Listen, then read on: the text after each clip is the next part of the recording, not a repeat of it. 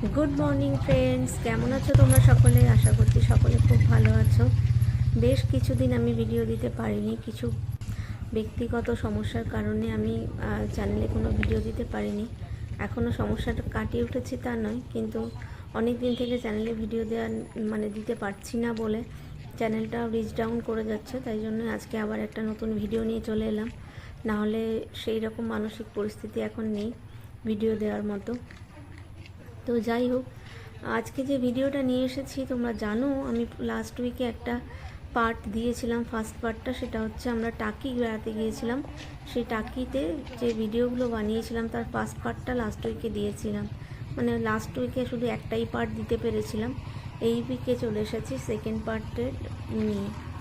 আজকে সেকেন্ড পার্টটা নিয়ে এলাম। আজকে এই পার্টটাতে আছে টাকিতে যে মন্দিরগুলো আমরা দেখেছিলাম সেই মন্দিরগুলো।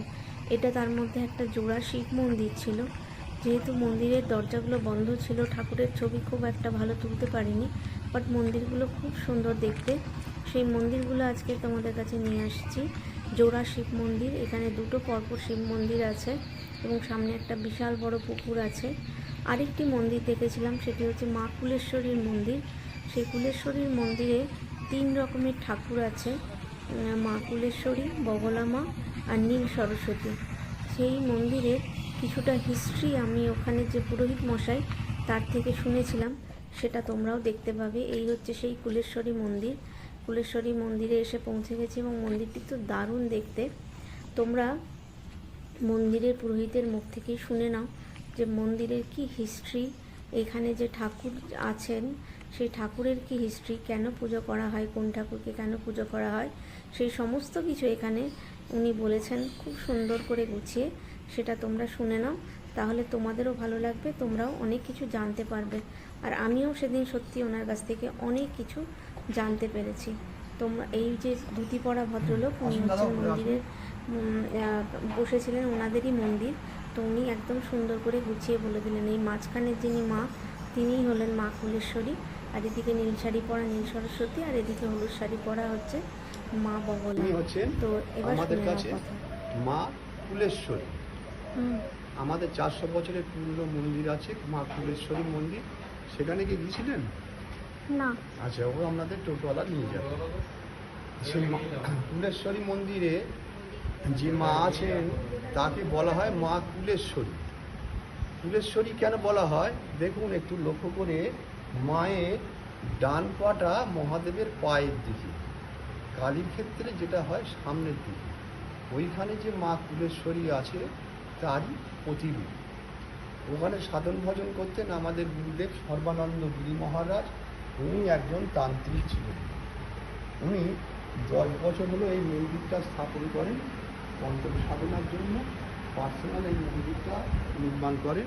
6 বছর হলো উনি গত হয়েছেন। ওনাকে ওইটা হচ্ছে ওনার সমাধি মন্দির। ওই সমাধি মন্দিরে ওনার মূর্তি বসানো আছে। উনি একজন তান্ত্রিক ছিলেন, সেই জন্য ওনাকে ওই মাটির নিচে বিগ্রহ যেভাবে বসানো আছে ওইভাবে সমাধি দিয়ে ওনাকে ওর মূর্তি স্থাপন করা আছে। মাঝখানে যে মা কুলেশ্বরী, আর এই পাশে নীল যে ঠাকুরটা আছে উনি হচ্ছেন ভদ্রাকালী বা নীল সরস্বতী। সরস্বত্যই নমো নিত্যম ভদ্রকাল্যই নমো নমো। সরস্বতীর আগে এই ভদ্রাকালী বা নীল সরস্বতী বিদ্যার দেবী ছিলেন। বাচ্চারা পড়াশুনো করছে না, দুষ্টুমি করছে, তখন এই নীল সরস্বতী বা ভদ্রকালী কবচ দেওয়া হতো। আর আপনার ডান দিকে যিনি আছেন হলুদ রঙের যে ঠাকুরটা, উনি হচ্ছেন তন্ত্রশাস্ত্রের সর্বশ্রেষ্ঠ দেবী মা বগলা।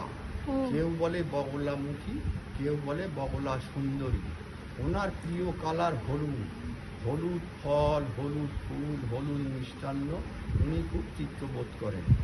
উনি হচ্ছেন তন্ত্র সাধনার সর্বশ্রেষ্ঠ দেবী। ওনার অনুমতি ছাড়া তন্ত্র সাধনায় কোনো কেউ প্রবেশ করতে পারে না। একটু লক্ষ্য করে দেখুন, এই দুই মায়ের দৃষ্টিটা সোজাসুজি, কিন্তু মা বগলার দৃষ্টিটা একটু তীর্যক।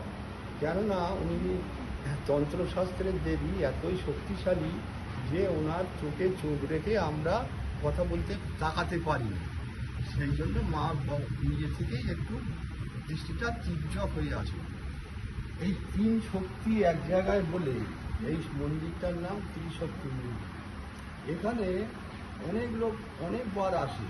আমাদের এখানে মা বগলা বলুন, মা ফুলেশ্বরী বলুন, মা ভদ্রাকালী বলুন, আর এটা আপনার বিশ্বাস। আপনি মন থেকে যদি মাকে কিছু নিবেদন করতে পারেন, আপনার মনস্কামনা পূর্ণ হলে আবার আপনাকে এখানে মাকে নমস্কার জানাতে আসতেই হবে। এই তিন শক্তি এক জায়গায় বলে এই মন্দিরটার নাম ত্রিশক্তি মন্দির। আর এই হচ্ছে মন্দিরের যিনি সাধক মানে সাধন করতেন, সাধক ছিলেন, তিনি হচ্ছেন এই মূর্তিটি যিনি যার মারা যাবার পর এটি হচ্ছে তার সমাধিস্থল এবং সেখানে ওনার মূর্তি তৈরি করা হয়েছে। আর এটি তো বলি হয়, বুঝতেই পারছেন। তো সব মিলিয়ে আজকের এই ছোট্ট ব্লগটা